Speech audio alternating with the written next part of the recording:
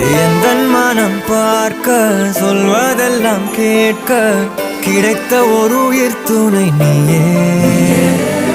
என் சிரிப்பில் பாதி என் துயரில் பாதி பகிர்ந்து நீ அருந்துகிறாயே.